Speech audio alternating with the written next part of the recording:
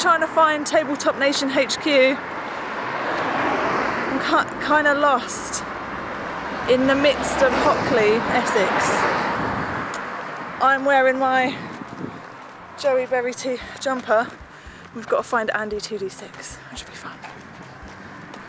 Because he's got Berry's t-shirt. So hopefully, all going well and I don't fall over while recording this on a busy road, we can find the place that we need to be at for the Warhammer stuff and whatever. And then I can track down Brian. Don't know if Nick's going to be there. And so far, this is what I can see.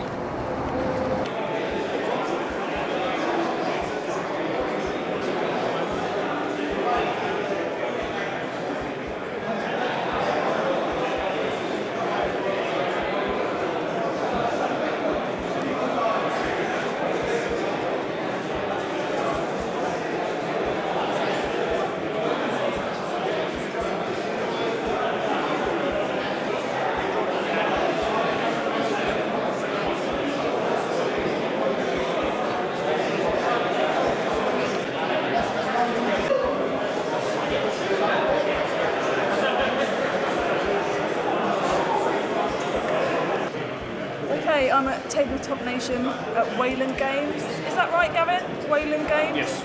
Yeah, Wayland Games. I just ran into Andy 2D6, who very graciously made these for us to walk around with. So he's going to put on his wig with his beard, and we're going to wear matching t-shirts. So currently we're just waiting with a cider, a berry cider. We've got Gavin over here from Tall Gaming. We're going to see if Nick's going to hang out with us, if he's here today. But I've met Warren from Beast of War. Warren, the awesome. Brian, of course, who is just the juggernaut through and through. And I'm just going to wander around, talk to people, see if anyone wants to have a cheeky game of something. I don't know what. There's so many game systems. And yeah, just waiting on a hot dog right now, so do excuse me. So I just want to take 2 seconds to thank everybody who's arrived for arriving safely. You're all very welcome. And I just want to pass over to Brian Hassan, who's the brainchild of today, in all this disorganized glory, to say a couple of words. Right, so we put you on the spot now. So yeah, thanks a lot for coming today. I hope you have as much fun as I'm having. There's some fantastic games out there to play. Please get out there, try them all. Flames of War, Dutch Warfare, and all the other games over there. I can't remember. And also, you know, there's Warzone, thank you very much. And there's Beauty Chronicles, you can go and that's around the corner just here. I'll do credits as well. First of all, I just want to say thank you to the guy wearing the Super Bowl t-shirt. Fantastic. Well done. And we'll be doing a painting competition, so please go ahead and enter your bids. Cut-off point around about 4 o'clock and we'll be touched with. So have a great day and I'll pass over to Warren. Thanks a lot. Thank you, Warren.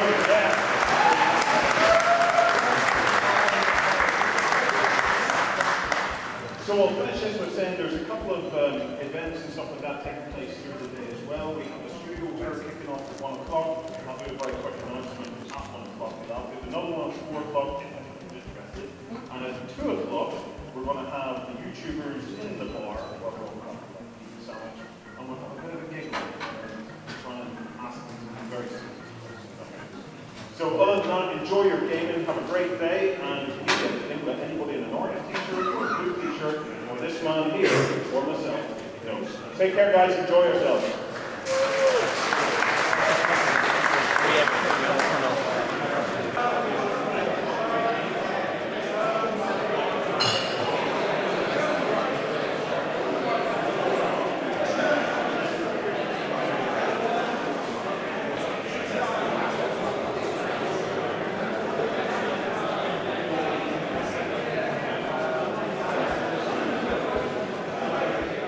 tweeting. Get out my face.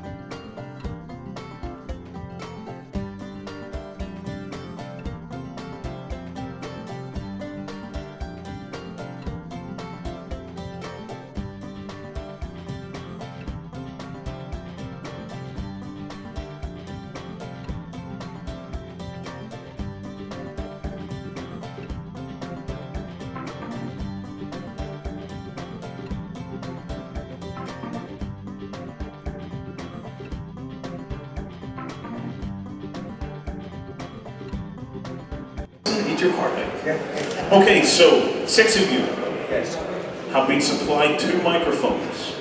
Yes, ma'am. 2 microphones. From which we're expecting you to use your YouTube ingenuity to construct some kind of rudimentary lathe. Whenever you're speaking, remember to pass the microphone along to whoever's doing it. So, let's start off with some introductions with the panel. And yeah, that guy done at the end there. So, we'll start with you, Wolfman. I'm Batman. No, not really. Unmasking live for the first time. Well, not live, really. As live as YouTube and internet videos can be. Great Jojo Man, unmasked. Because it's hot as I swear. Or not? Do you want to keep it PG? We are live, so... Okay, it's hot as sin in that mask. I was going to say the other S word, but decided not to. It says, I'm the Great Jojo Man of Enter the Wolf Time. Hello, everybody. Happy day. How's it going? Okay, next introduction. What's your channel all about, Wolfman? Enter the Wolf Time is a mixture of things. It's hobby tips, it's general foolish entertainment, it's let's build projects, and it is a D&D roleplay as well. So yeah, Enter the Wolf Time, go subscribe, it's free. Thank you. Well, hi guys, I'm Andy. You might remember me from such shows as Most of Beast of War. Other than that, you know, that's basically it. Go to the Beast of War channel and you'll see my face over a lot of stuff. Ugly as it is. Hello, I'm legitimate wargaming journalist Zoe. I'm the seeker of truth and justice in the wargaming community. If you want to find out more, please type in Warhammer Zoe on the YouTube search bar. I've got my own. I'm Joey Berry. I do introductory and comedic wargaming videos ranging from... You are legitimate, yes? I am legitimate. The real joke. So, yeah, fantasy, 40k, Halifax relics and other fun stuff, but mostly just comedic value, to be honest. And that's my entire channel. Over to you. Oh, yeah, I'm Templar's Crusade 01. I do model making, how-to painting techniques, weathering and that sort of stuff, unboxing, also the founder of Grumpy Old Wargamers, I could say that really, and I've been doing it for like 4.5 years, 5 years on YouTube. That's me. Hello, I'm Splitter and I do YouTube. YouTube does you. Yeah, no, I just do random madness, but there's not really. Just What do you roll a d6 before you go on, or? sometimes I do it's D20. D20, that is random, yeah, man. it's crazy, man. It's non-stop. But yeah, I just do just unboxings, reviews, or Wargamer sandwiches, and I do like a live show. Yo, whoa, Wargamer sandwiches. Yeah. I'm starving, man. Let's hear more about that. It's different sandwiches, but not for normal people. They're for wargamers. They're not like Wargaming for the mainstream. it's not a burger like a normal size sandwich. Like Actual sandwiches or wargamers within a sandwich? no. What? It's like 3 wargamers. Careful now, Joey, careful. Or actual sandwiches. Joey, you're confusing it. It's I'm confused. I'm trying to get it. Two pieces of bread. Right, got it. Okay. Stuff in it. Bottom. Sounds a little bit Yeah, and we do a live show on Thursday with like loads of like model people or artists or anything like that. Yeah. If you ever do decide to take Joey's advice and do the other kind of Wargamer sandwich, there's an entire industry that's made billions around that.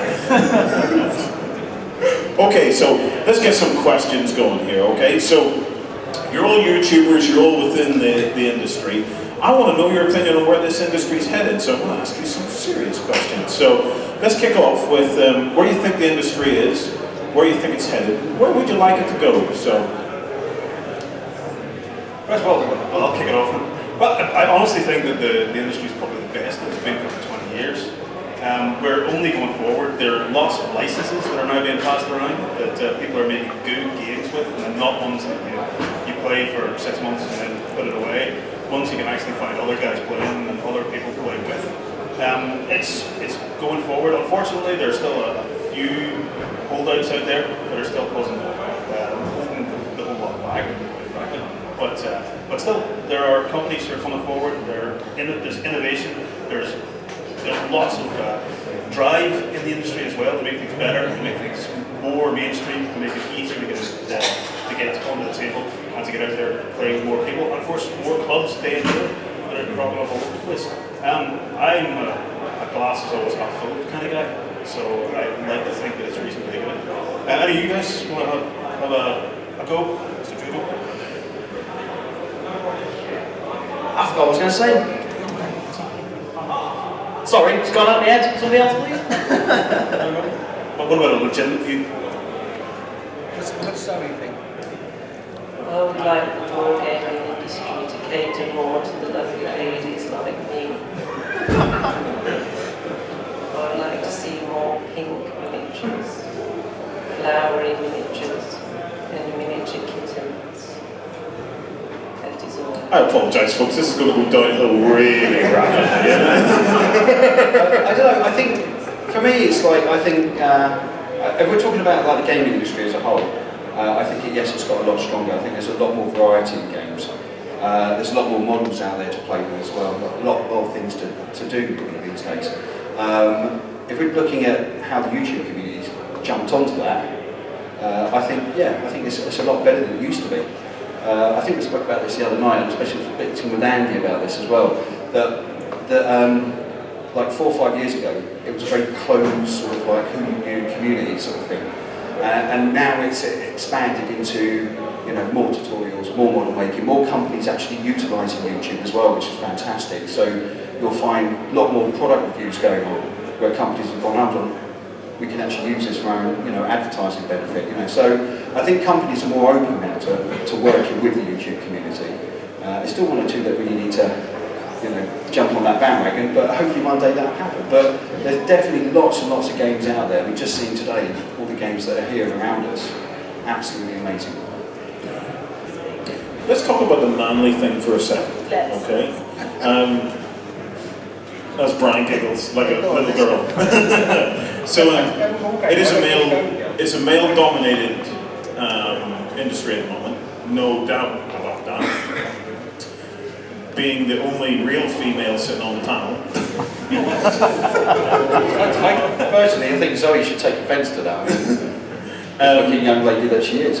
What can the industry be doing? Because realistically, this is not a simple challenge. This is not just a matter of releasing pink girly armies. Is it going to be a case of education, or is it just going to be something that will never be overcame? No, it's not so much that. Anything that's actively done to get women involved is seen as kind of patronising. If there's any kind of woman Warhammer army that is put forward, everyone's going to be a bit anti-doing that. I mean, I not went for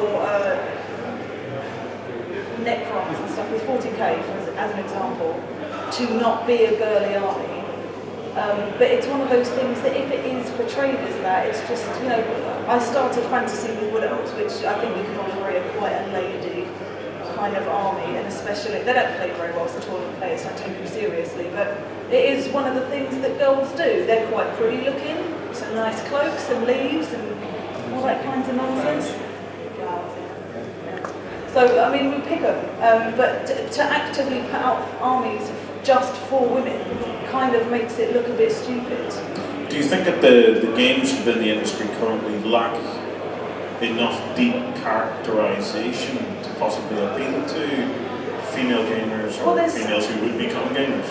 Stuff like Malifaux kind of helps. So where I started that is like my second game system. That's quite diverse by female and male characters that are reading their fluff a bit badass, to be honest. So it's not just focused on the male aspect, but if you try and focus on pulling women in, you're just going to make a spectacle about how much there are women around. It just focuses in on the obvious.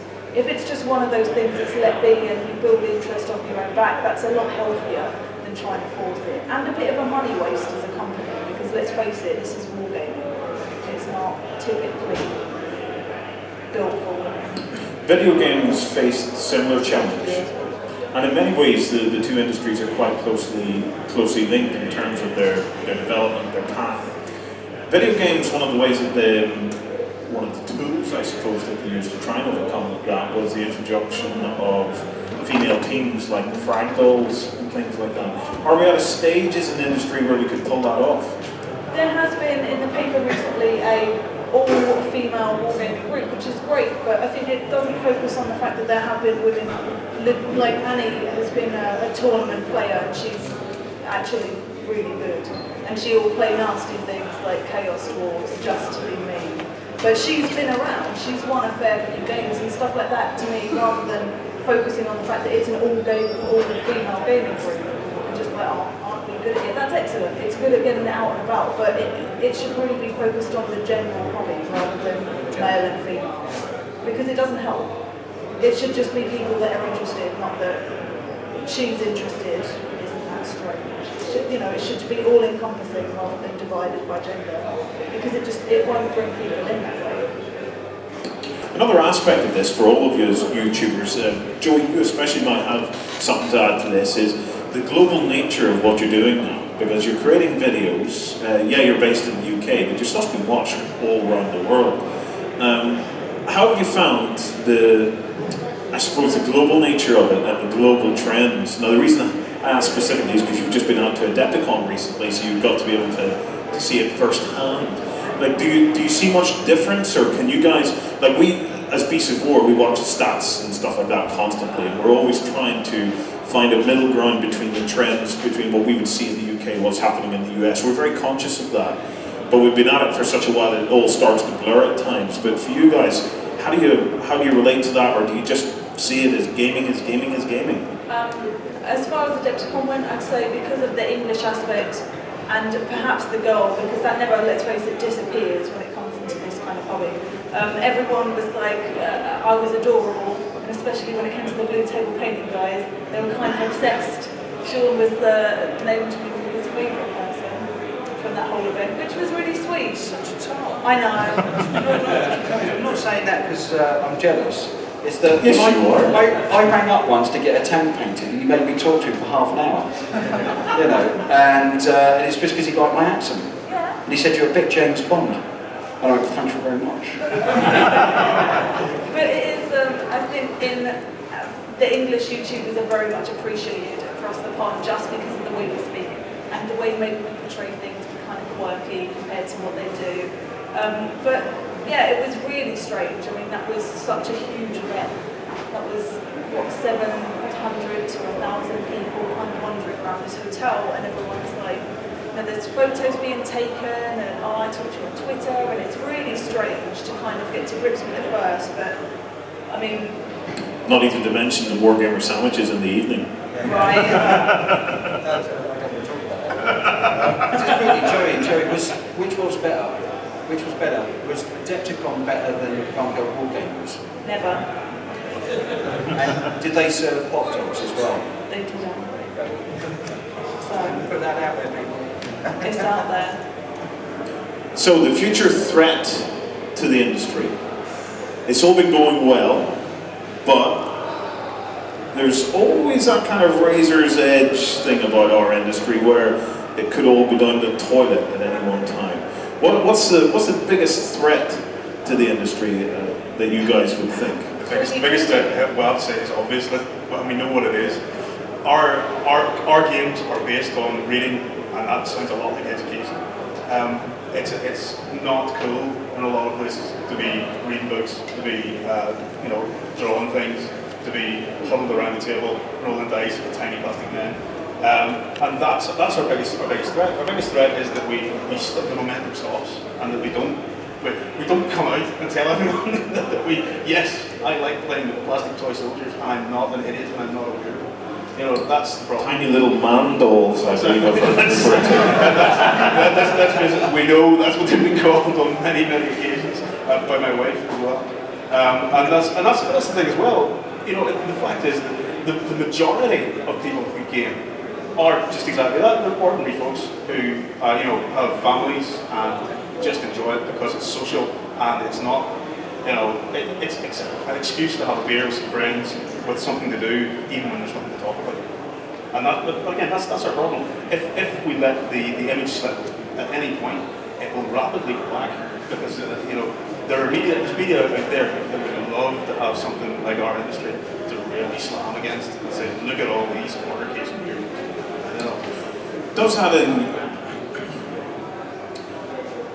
this is an ebb and flow question, because the industry goes through periods where there's kind of things get more complex, and then it might go through a phase where things start to simplify. But is there a danger of us adding too much complexity to the hobby that it just becomes too difficult a proposition for anybody new to look at it and go, I can't see a way in anymore. I just don't see a way in. I think what will kill it if the hobby becomes so cool that cool people play it. Really, cool people. I'm talking about hipsters. If hipsters start playing it, that's the end of our that's it, it's finished. We will never. Is there any hipsters here? No. But if you're not a hipster, as much as you pretend to be, you're not. Okay, I know who you are. He's got the hat. No, but he's too cool to be a hipster. Yeah, well, okay, maybe a hat in this weather as well. You should be ashamed of yourself, young man. No, I think the thing is that what I like about this is maybe it is very much sort of not exclusive. Is that one word to use? I don't know. It's something that. It's fun to play. I mean, my wife can never understand why I do it. It just stops me out, from running out in the streets and licking hubcaps and stuff like that. It's a nice hobby that keeps me quiet in the corner. When my friends come round, she'll go out. And we can play games. And the great thing about it is I've seen people take this hobby into a business. Wargaming, saving marriages since 1913. No, but the thing is, at the end of the day, it's toy soldiers. And we've all been, when we were kids we were playing with toy soldiers. We get to a stage where we stop playing it when we go to university, some of us do.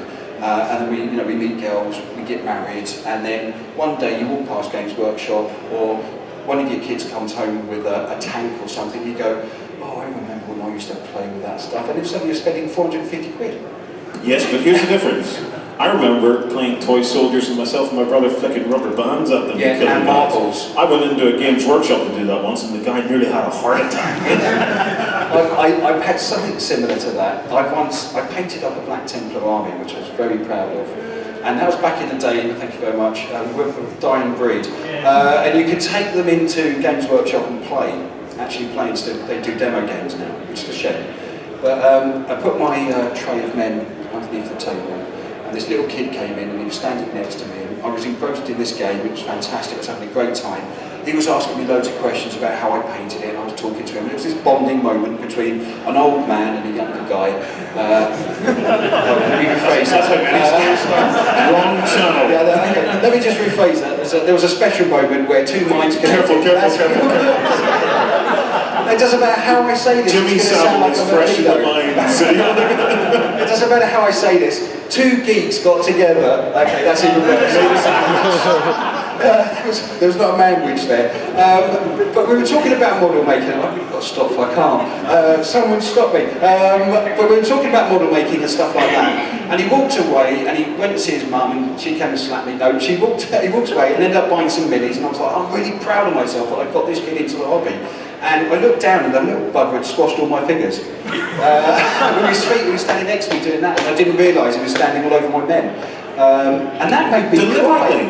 No, he was really excited, and we were both really excited about model making, and that's what I love about this hobby. That there's moments where we sit there and we go, my God, I've just painted that. I mean, this is why I like all these people's channels, because I get excited about what they do. And I think that the thing about the hobby is, we enjoy it so much that we take it to everywhere we go. I mean, if we try to sell it to people to get them involved in it. Some people just aren't interested. Some people are our friends that are really cool and just don't want to do it, but deep inside there's some little kid inside them that wants to make a model and wants to paint it. And they're a hidden geek. Exactly, yeah, but I think it's becoming socially acceptable because computer games have done that for us. The thing about the difference between computer gaming and model making and wargaming is that I think a lot of cool people think they can get away with playing computer games. They sit there and they go, yeah, I wouldn't make models, but I can play computer games. But I think there's just that little step. All they've got to do is take that little step, and it's exactly the same thing. I've got people into the hobby that, for example, I'm an ex-soldier. I've got friends that, if they knew that I played this, would rip me to pieces. I've got friends that, there you go, he's an ex-soldier as well. But the thing is, I've got friends that want to play it and come around and ask you tons and tons of questions about it. And then I've got friends that just play it. That you come round and all they talk about is 40k. That's all they Let's talk about video games for a second, right? And the video game miniatures thing, right? Obviously one of the key differences, like I remember back in 1992, playing on the Amiga, playing Altered Beasts, Silkworm. But I was an absolute geek. Video gaming wasn't mainstream back then. We were sitting with our copied floppy disks that we got from the local dodgy geezer. I mean, if you want to go that far back, I mean, I started off with, remember the tape cassettes, Spectrums, and Commodores and stuff like that? Remember that? Who's making coffee in your bedroom, boy? Yep. It was like, it was a fax machine, please. But one of the key things that did allow it to go to the mainstream was accessibility. Yeah. Should a big player come into the market and say, do you know what, it's time to create something like Gears of War, where it's really high-end, pre-painted stuff. Well, X-Wing, I suppose, is the prime example of this. Is X-Wing the model to really take the industry forward, where those people that are afraid to build, afraid to paint, because they just don't have the mind's eye to say, I can do that, I can make a job of that. They just go pick it up, and maybe catch the bug and then take a step after that? Yeah, I think so. I mean, I think that there's games out there that introduce you into other things. Look, social media and there's a transmedia is the word that I'm looking for. Okay, no, not that. Transmedia is a way of basically bringing everything together. Okay, transmedia relating, transfers from TV, feature films, computer games to board games. Okay, it's the whole thing how they all cross over and they all merge into one. Okay, the thing is that some people are going to find it hard to. Some people find it hard to paint. That just love. I think let me start again. There's two kinds of people. There's model makers, painters, and there's gamers. Okay, now there's the. Hold on. But the thing is, there's people that like making models, okay, like myself, and there's people that like gaming, okay. Two different types of people, all in the same hobby, all enjoying the same thing, okay. But there's people, there are those odd people here and there that like doing both, okay. You, me, and there's loads of people like that. But the thing is, I probably enjoy building and painting more than I do playing, because I just lose. I mean, I get beaten by my little sister. I'm terrible. There's something that's there, it's a curse to my dice rolling, it's unbelievable. Another thing for taking any industry into the mainstream is celebrity endorsements. Just when you mentioned, by the way, pre-painted models and things like that, and saying, they're great. Do you know something? That's part of the thing that I'm talking about, where I'm saying we've really got to watch about what we do with our impressions and with the reputation of gaming. Pre-painted models are a very dangerous thing. They're fantastic for us who are already gamers, and we look at it and go, oh brilliant, I don't have to paint that, I can just keep playing with it straight away. To the outside world, there's very little difference between a pre-painted miniature and an action figure or a toy. My wife, especially, is one of the ones who goes, what, you normally buy stuff to paint, what is this? And, if she sees that, what does other people think? That's one of the things we really got to watch. Yes, they're fantastic, pre-painted games are all great, but they're dangerous. They have a dangerous reputation to people who don't know what they are, and that is these are grown men playing toys. So could we find a risk if X-Wing, for example, or whatever the next really well-presented pre-painted game ends up in Argos's, Tesco's, and things like that? Could we find that we actually generate a giant misunderstanding within the hobby? Is that potential there?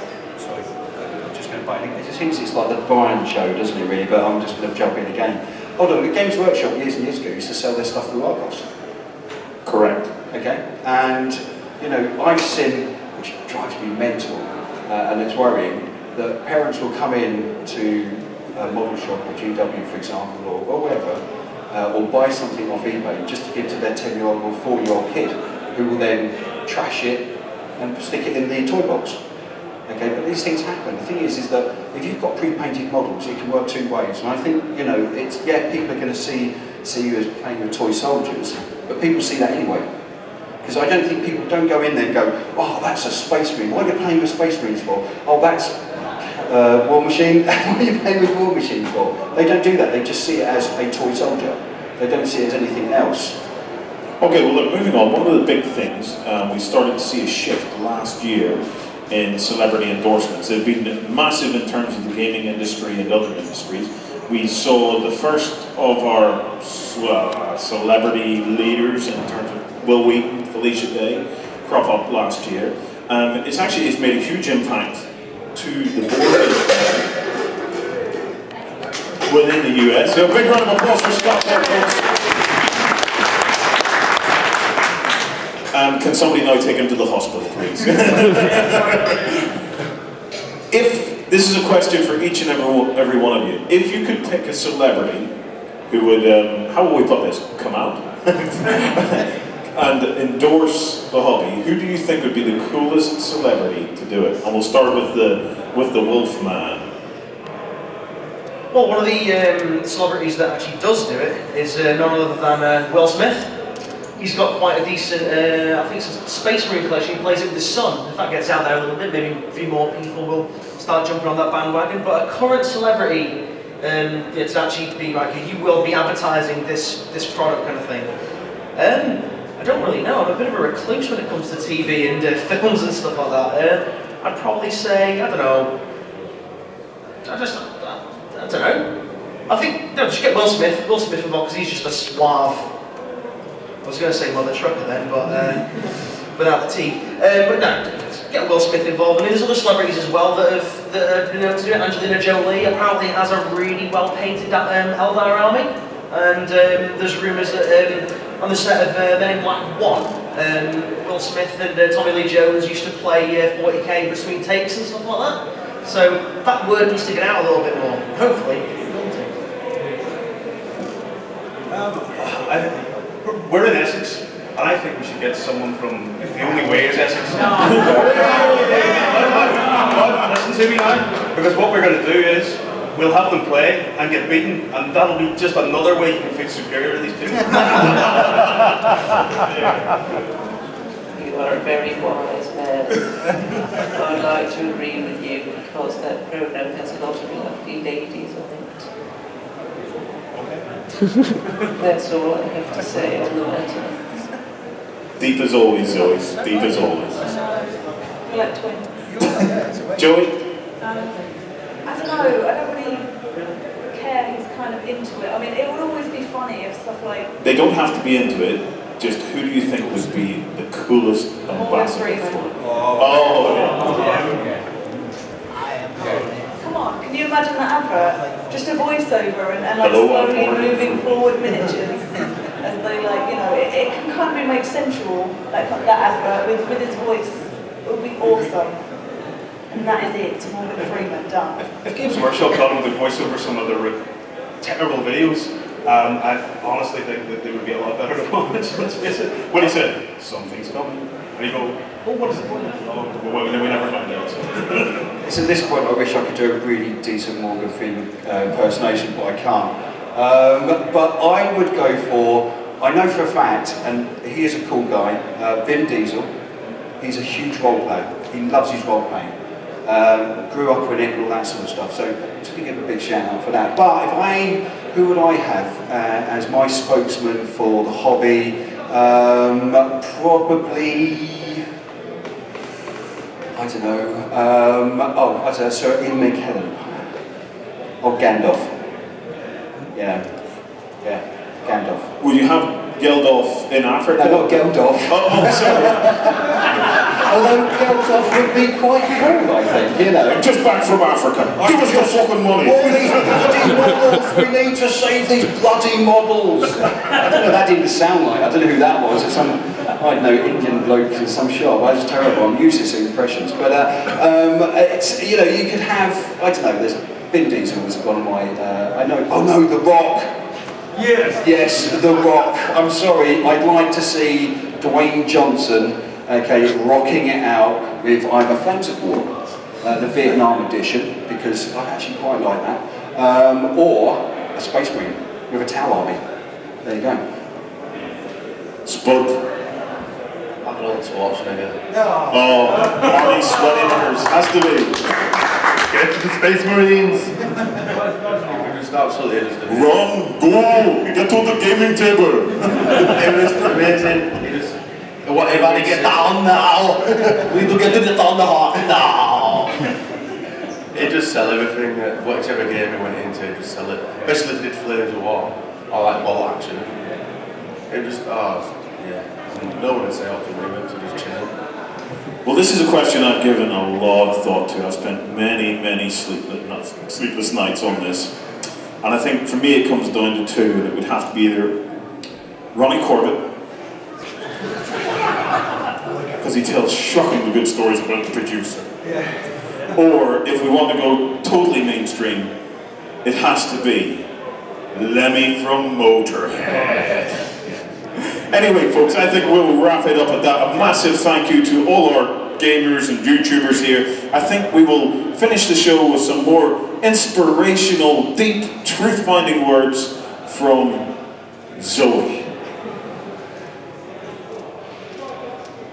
All of you remember to be very nice to each other. If everybody in the world was nice to each other, it would be a better place.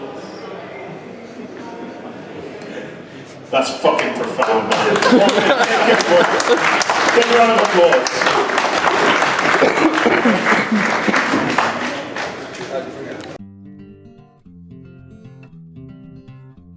I met Joe today for the first time, just proper sick, proper chilled out, just a normal person like us all, and I'm really glad to meet her. I don't know if we'll see her another day. Met Joe first time today, introduced her to a different root beer brand. Also, all her videos, she keeps saying she's tall, but she's not, she's short. Well, compared to me and Spud, who are giants. But she's really short. Don't let her fool you with that. But fun, great person. Anyone? Thoughts on Joey? Joey Berry. You heard of her? Who? No. What's she do?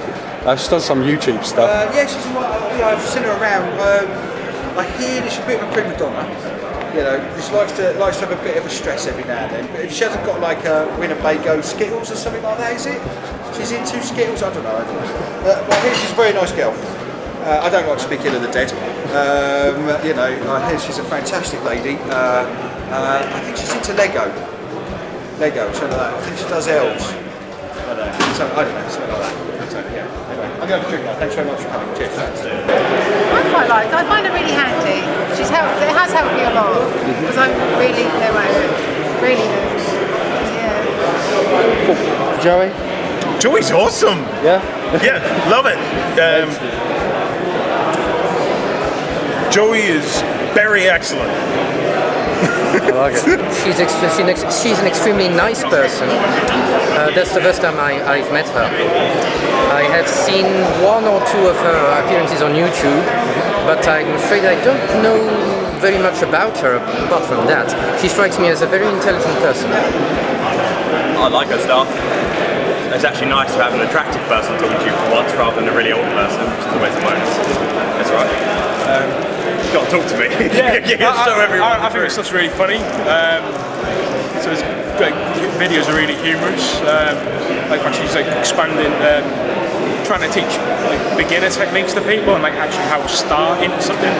Rather than most people start their videos from a perspective of being in the hobby for years and kind of being a veteran in the hobby. She's doing it from starting out and kind of finding things out and telling people what she's found out as she's going along. So I think it's really good. Plus she runs my gaming club, so I have to say nice things. Hi, do you know much about the Joey Berry and what she's doing at the moment? No, she's a bit. Are we doing it? Just do a wave, any wave, just a goodbye wave.